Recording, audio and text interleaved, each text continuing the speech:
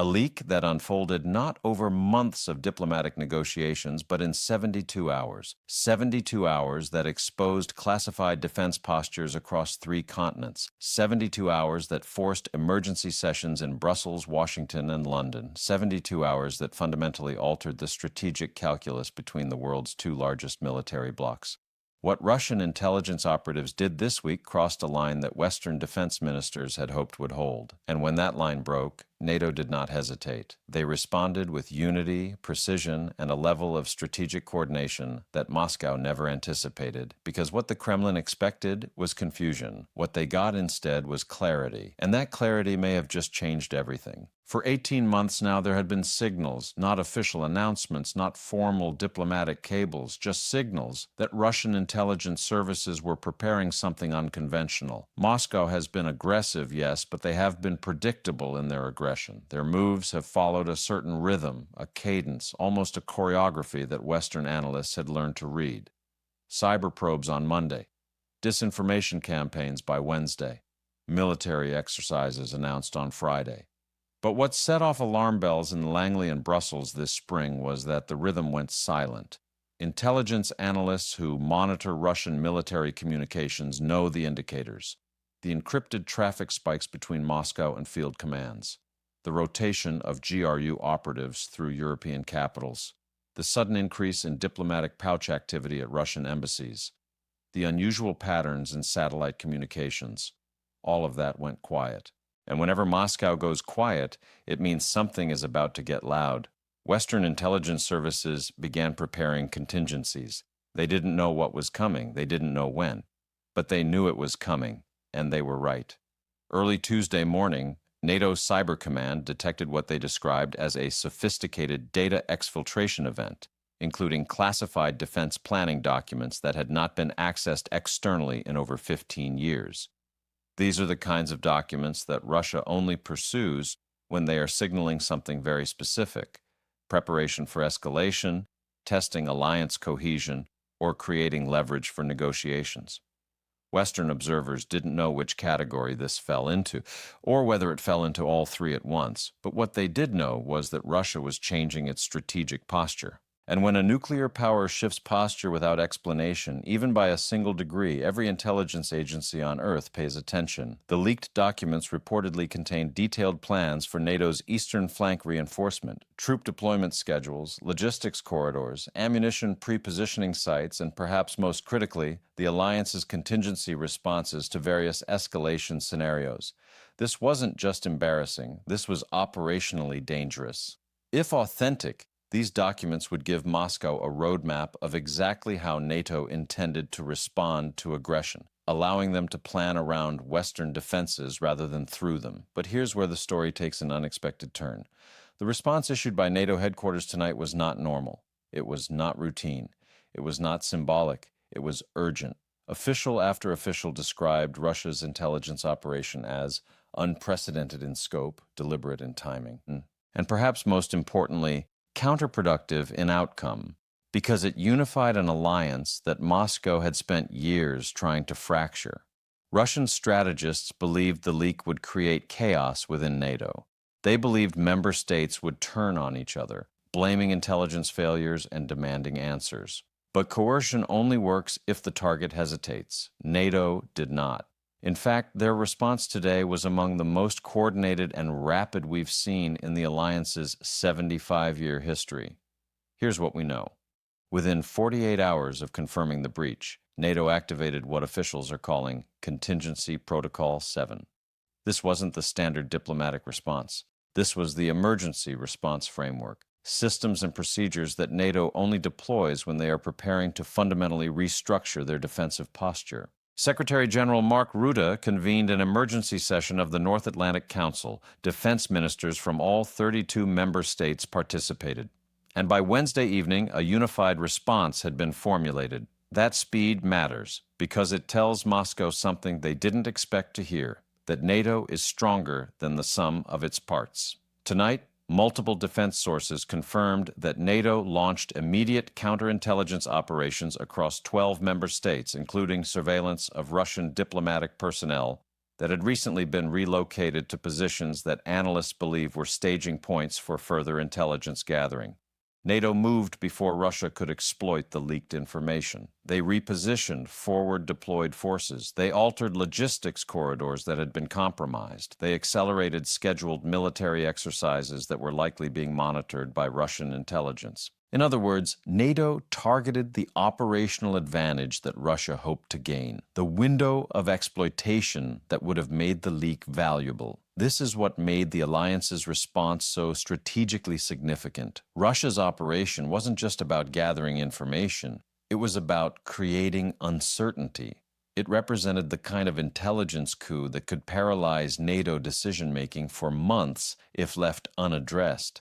And NATO, understanding that fully, responded with force, not militarily, not recklessly, but strategically. They didn't panic and overreact. They didn't fracture and blame each other. They assessed the damage. They contained the exposure. They adapted their plans in real time. And they sent a message to Moscow that the leak, while serious, would not achieve its intended purpose. Pentagon officials speaking on background described the response as textbook crisis management, a demonstration that NATO's command structures can function under pressure even when compromised. And here's where the story becomes even more significant. Intelligence analysts now believe that Russia's leak operation was designed to test the cohesion of NATO after months of political uncertainty in key member states.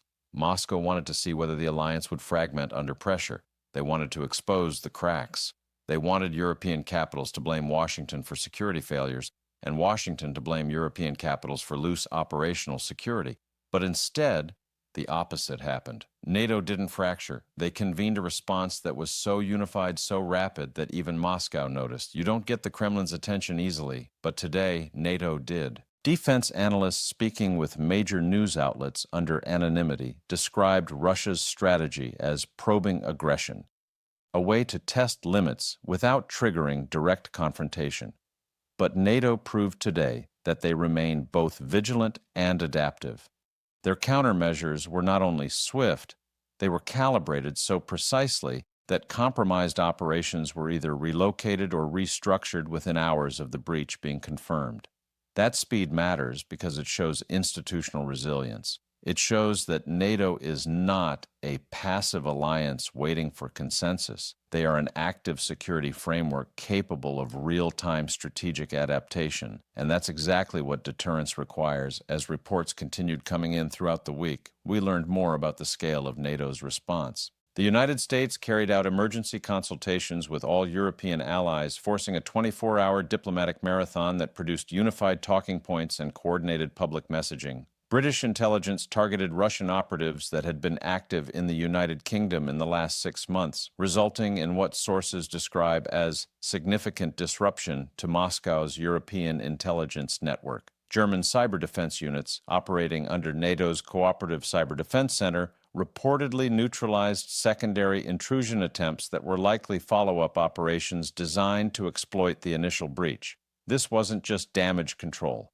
This wasn't just crisis management. This was strategic counteroffensive. This was alliance-wide coordination under fire. And alliance-wide coordination is the one thing Russia has struggled to prevent since the invasion of Ukraine began. For every wedge they have tried to drive between NATO members, the alliance has countered with something that reinforced unity rather than undermined it. Poland increased defense spending. Finland and Sweden joined the alliance. Germany reversed decades of military restraint. And now, faced with what should have been an intelligence catastrophe, NATO demonstrated that even operational compromise cannot shake their collective resolve. Remember, Russia thought NATO was weakening. They thought political transitions in the United States would create uncertainty. They thought European energy dependence would give Moscow leverage. They thought war fatigue over Ukraine would erode Western support. But tonight, the exact opposite is happening. NATO is adapting faster than Russia can exploit.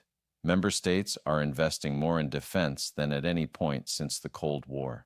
And public opinion across the West remains firmly supportive of containing Russian aggression. The Kremlin built its strategy on Western weakness. They are now confronting Western strength, and they don't appear to know how to respond. What makes this moment so critical and so dangerous is that Russia's intelligence operation happened at a time when Vladimir Putin is under unprecedented domestic pressure. Military hardliners want escalation in Ukraine. Economic advisors want sanctions relief through negotiation. Security services want to demonstrate relevance after battlefield setbacks. And nationalist factions want symbolic victories to maintain public morale. Putin is balancing these demands while managing a war that has lasted far longer and cost far more than anyone in Moscow anticipated. And when leaders in that position make sudden moves, they're not doing it from strength, they're doing it from pressure. They're doing it from vulnerability. The leak operation was meant to be a win, a demonstration that Russian intelligence could still penetrate Western defenses, still create chaos, still matter on the global stage. Instead, it became a demonstration of NATO's resilience, and that's a message Putin did not want to send to his domestic audience. NATO's official statement, now distributed to all member state governments and released publicly, was designed to signal that the alliance is not willing to tolerate intelligence warfare without consequence. Senior officials said plainly that Russia's operation was inconsistent with any framework of responsible state behavior. That is diplomatic language for, we know what you did, we're responding, and there will be costs. You don't usually hear that tone from NATO unless something serious is at stake. The statement also confirmed that alliance cyber defenses have been elevated to heightened alert status, a posture that hasn't been activated since the early months of the Ukraine invasion. Additionally, NATO announced accelerated deployment of surveillance assets along the alliance's eastern border and expanded intelligence sharing protocols with partner nations including Japan, Australia, and South Korea. This is not business as usual. This is preparation for what officials are calling sustained strategic competition. Meanwhile, NATO Secretary General Mark Rutte addressed alliance defense ministers in a measured, direct speech tonight. He said, "This breach, while serious, has demonstrated something our adversaries did not expect, that this alliance is capable of responding with speed, unity, and determination." He said, "We will not be intimidated by intelligence operations designed to fracture our resolve." And he said, "Let this be a message to anyone who doubts NATO's commitment to collective defense. We are watching, we are prepared, and we will respond." These are not rhetorical flourishes. These are statements from an institution that understands just how high the stakes have become. Rutte's speech was notably devoid of escalatory language, a deliberate choice designed to project confidence without provocation. But the message was clear: NATO will not be passive. Here's what makes the situation even more concerning. Russia's intelligence operation wasn't isolated. Along with the document exfiltration, Belarus also increased military exercises along its border with Poland.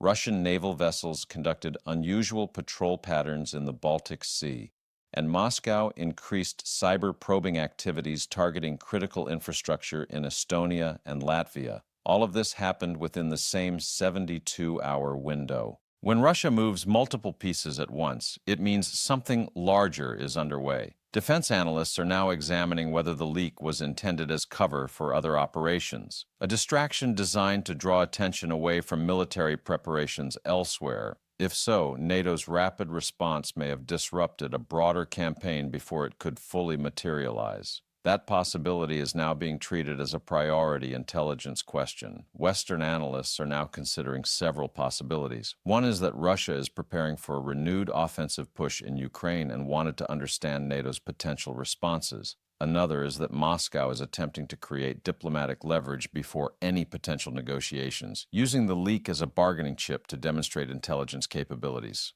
A third possibility, the one worrying officials the most, is that Russia is attempting to establish a new normal of aggressive intelligence operations designed to keep NATO off balance permanently.